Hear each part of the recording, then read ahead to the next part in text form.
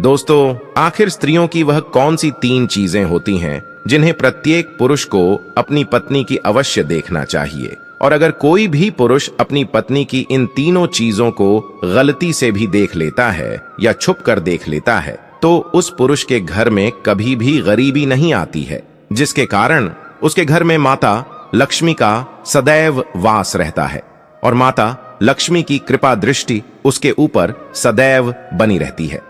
उसका घर सदैव खुशियों से भरा रहता है। दोस्तों, आज की इस वीडियो में हम आपको बताएंगे कि वे कौन सी 3 चीजें हैं जिन्हें प्रत्येक पुरुषों को अपनी पत्नी की अवश्य देखना चाहिए। दोस्तों, आपका ज्यादा समय नष्ट न करते हुए कहानी को शुरू करते हैं। दोस्तों, एक बार भगवान भोलेनाथ जी लंका गए हुए थे। तब भगवान भोलेनाथ स्वर्ण से सुसज्जित सिंहासन पर विराजमान थे। तभी अचानक से उनके पास रावण की पत्नी देवी मंदोदरी आती है। तब भगवान भोलेनाथ जी उन्हें देखते हैं। तब देवी मंदोदरी अपने मन में कुछ सोच रही थीं और बहुत परेशान भी लग रही है। उनको यूं चिंतित देखकर भगवान भोलेनाथ जी देवी मंदोदरी से कहते हैं, हे देवी मंदोदरी, आप चिंतित लग रही हैं। आप किस बात को लेकर इतना चिंतित है? आप निश्चिंत होकर मुझसे कहिए, हम आपको आपके सभी प्रश्नों के उत्तर अवश्य देंगे। भगवान भोलेनाथ जी की बात सुनकर देवी मंदोदरी उनसे कहती हैं, हे भोलेनाथ, आज मेरे मन में एक विचित्र टाइप का प्रश्न उठ रहा है और मेरा वह प्रश्न यह है कि स्त्री की वह 3 कौन सी चीजें होती हैं जिन्हें प्रत्येक पुरुषों को अपनी पत्नी की अवश्य देखना चाहिए और जिसे देखने वाला व्यक्ति कभी भी गरीब नहीं रहता है।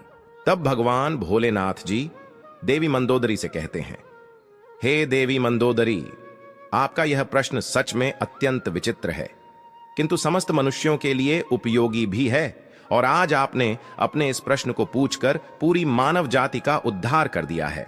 लेकिन मैं आपको आपके इस प्रश्न का उत्तर देने से पहले आपको मैं एक अत्यंत महत्वपूर्ण कथा सुनाना चाहता हूं, जिसको आपको शुरू से लेकर अंत तक पूरा सुनना होगा, क्योंकि आधा अधूरा ज्ञान हानिकारक होता है। फिर देवी मंदोदरी भगवान भोलेनाथ जी से कहती हैं, हे प्रभु, मैं आपको विश्वास दिलाती हूँ कि मैं इस कथा को शुरू से लेकर अंत तक पूरा अवश्य सुनूंगी और इस कथा को पूरे ब्रह्मांड में भी विख्यात करूंगी। दोस्तों, आपने अभी तक आध्यात्मिक टीवी को सब्सक्राइब नहीं किया है तो सब्सक्राइब करके कमेंट में हर हर महादेव लिख दे। हे भगवान भोलेनाथ, जो भी भक्त इस कथा को पूरा सुनेगा और कमेंट हर हर महादेव लिखेगा, उनके परिवारों पर हमेशा कृपा बनाए रखना। दोस्तों, अब भगवान भोलेनाथ जी देवी मंदोदरी से कहते हैं, हे देवी मंदोदरी, किसी समय की बात है, किसी नगर में एक किसान रहता था। वह बहुत ही गरीब था। उसके घर में खाने पीने का कोई सामान तक नहीं था, यहां तक कि उसे पहनने के लिए कोई वस्त्र भी नहीं थे। वह एक वस्त्र पहनता था। उसकी पत्नी बहुत ही सुंदर थी और वह अपनी पत्नी से बहुत प्रेम करता था, किंतु उसकी पत्नी को अपनी सुंदरता पर बहुत अहंकार था। अपने इसी अहंकार के कारण वह घर में अपनी ही मनमानी किया करती थी। इसलिए वह किसान ज्यादा परेशान रहने लगा था, क्योंकि अब उसकी पत्नी उससे बात बात पर लड़ाई झगड़ा करने लगी थी। इस तरह से उसके घर प्रतिदिन क्लेश होने लगे थे। उसकी पत्नी उसे ताने भी मारने लगी थी। उसकी पत्नी उसे ताने मारते हुए कहती थी कि तुम्हारे पास तो कुछ भी नहीं है, तुम तो कंगाल हो, पता नहीं मैंने तुमसे विवाह कैसे कर लिया। इस घर में न तो पीने के लिए पानी है, न ही भोजन की सामग्री और न ही पहनने के लिए कोई वस्त्र है। करूं तो क्या करूं, तुम तो कोई कार्य भी नहीं करते हो। अपनी पत्नी की ऐसी बातों को सुनकर उस किसान को बहुत बुरा लगता था, लेकिन उसे समझ में नहीं आ रहा था उसके साथ ऐसा क्यों हो रहा है। इसलिए वह किसान बहुत ही चिंतित रहने लगा था और अब उसका मन किसी कार्य में भी नहीं लग रहा था। फिर धीरे धीरे उसे और भी गरीबी का सामना करना पड़ा, इसलिए उसे अपने सभी खेतों को भी बेचना पड़ गया। लेकिन अभी भी उसकी गरीबी में कोई सुधार नहीं आ रहा था, जिसके के कारण से वह बहुत ही परेशान रहने लगा था। एक दिन की बात है, वह किसान अपने किसी कार्य से कहीं जा रहा था। तभी अचानक से उसने देखा कि एक महात्मा जी अपनी कुटिया के समीप बैठे ध्यान साधना में लीन हैं।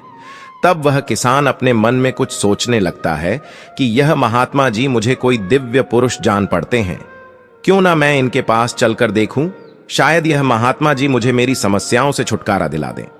इतना सोचकर वह किसान उस महात्मा जी के पास पहुंच जाता है और अपने दोनों हाथों को जो छोड़कर बहुत जोर जोर से विलाप करने लगता है। तब कुछ देर बाद वे महात्मा जी अपनी आंखें खोलते हैं और वे देखते हैं कि उनके सामने एक युवक बैठा हुआ है जो बहुत जोर जोर से विलाप कर रहा है और विलाप करते ही जा रहे हो। फिर वे महात्मा जी उस किसान से कहते हैं कि हे पुत्र, तुम कौन हो और विलाप क्यों कर रहे हो?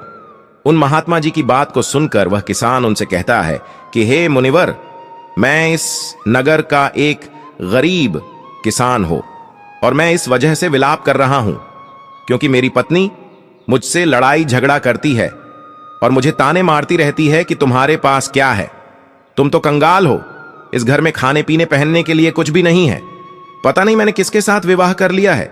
इसी तरह के ताने मेरी पत्नी प्रतिदिन मारती रहती है, लेकिन मैं बहुत मेहनत करता हूं, फिर भी थोड़ा सा ही धन कमा पाता हूं जिससे मैं अपने परिवार का पालन पोषण करता हो।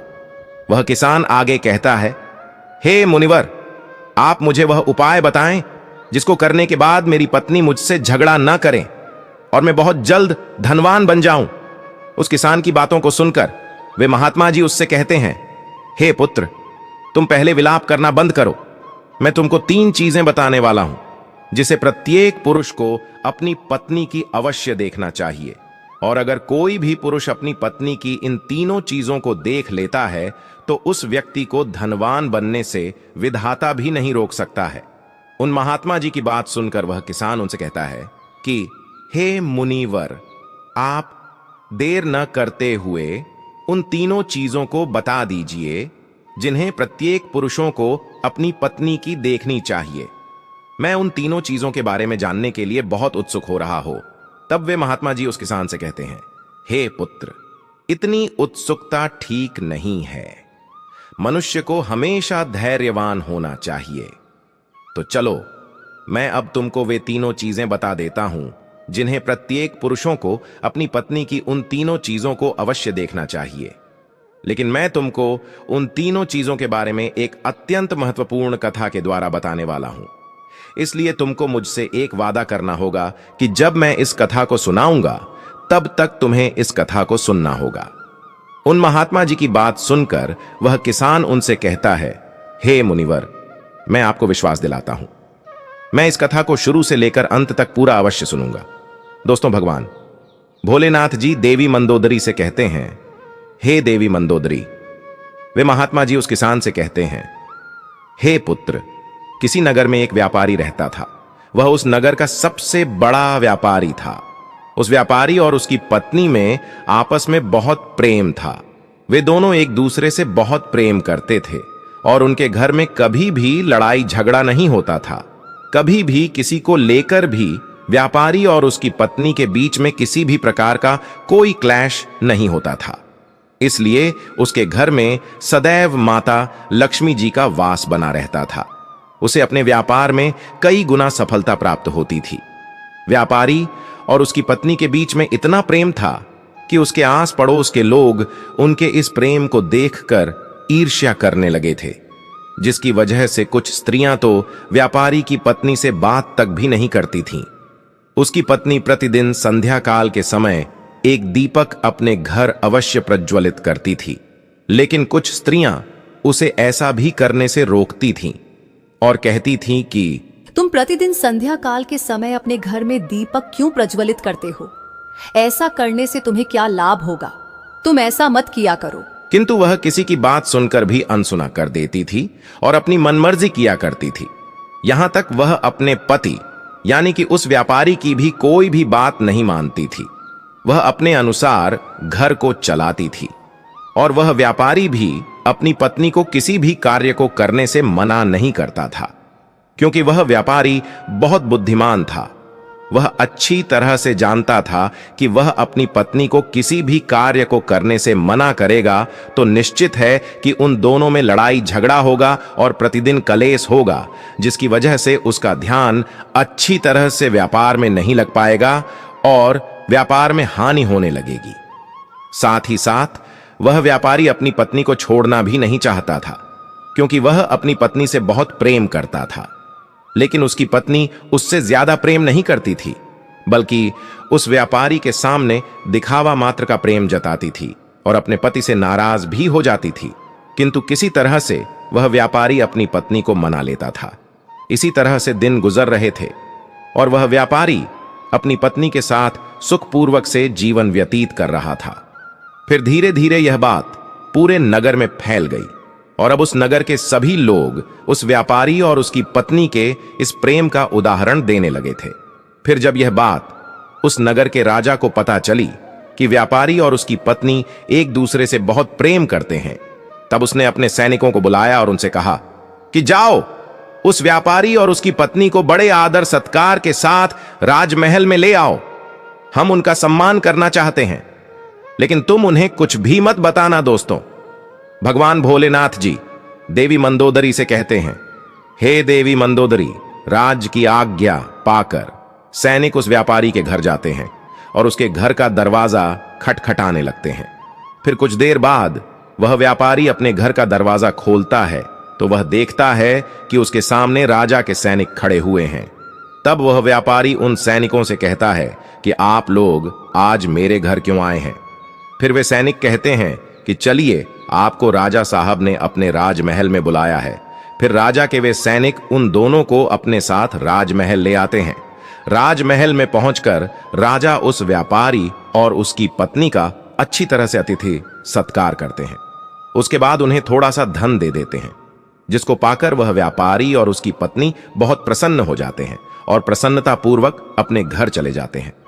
उसके बाद उस नगर का राजा पूरे नगर में यह ऐलान कर देता है कि आज रात को पूरे नगर में सभी लोगों के घरों में व्यापारी और उसकी पत्नी के बीच इतना प्रेम होने के कारण दीप प्रज्वलित किए जाएं, जिससे उस व्यापारी और उसकी पत्नी के बीच के प्रेम की सराहना हो।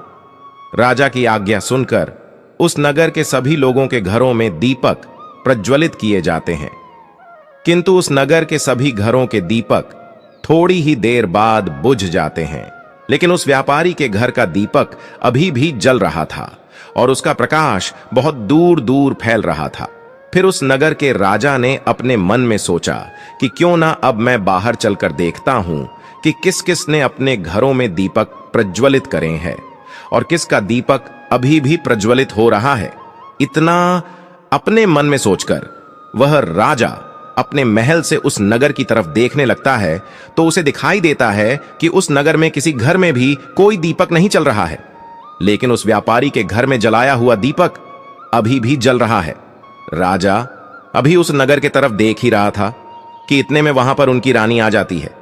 तब राजा साहब रानी से कहते हैं कि रानी जी, नगर की तरफ देखिए, नगर के सभी घरों में कोई भी दीपक अभी नहीं चल रहा है, लेकिन अभी भी उस व्यापारी के घर में जलाया हुआ दीपक अभी भी जल रहा है।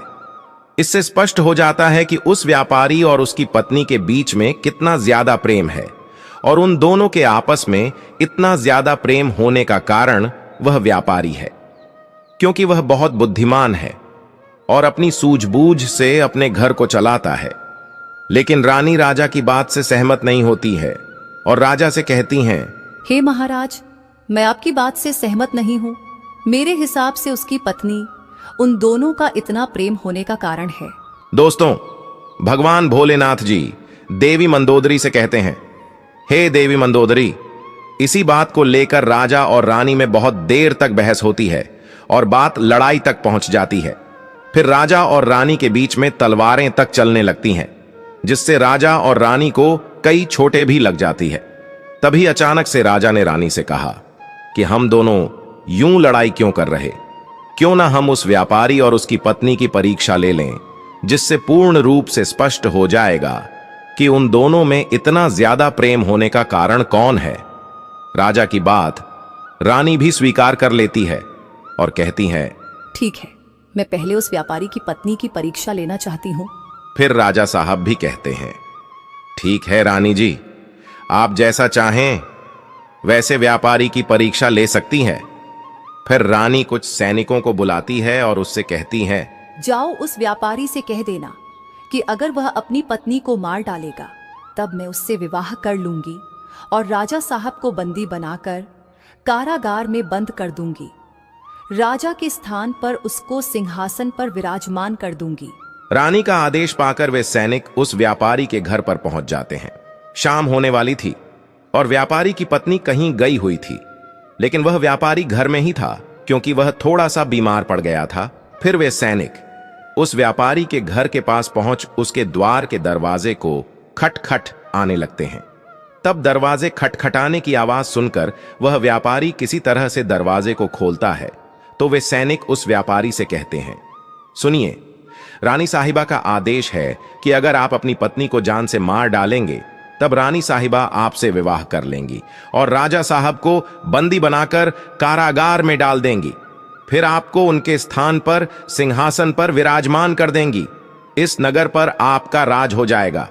उन सैनिकों की बात सुनकर वह व्यापारी उन सैनिकों से स्पष्ट रूप से कहता है कि जाइए रानी साहिबा से कह दीजिए कि मैं अपनी पत्नी को किसी भी हाल में खोना नहीं चाहता हूं, क्योंकि मैं अपनी पत्नी से बहुत प्रेम करता हूं और अगर किसी ने मेरी पत्नी को नुकसान पहुंचाने के बारे में सोचा भी तो मुझसे बुरा कोई नहीं होगा।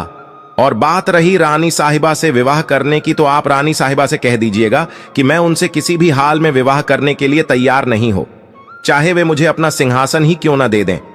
मैं अपनी पत्नी का स्थान किसी को भी नहीं दे सकता हूं।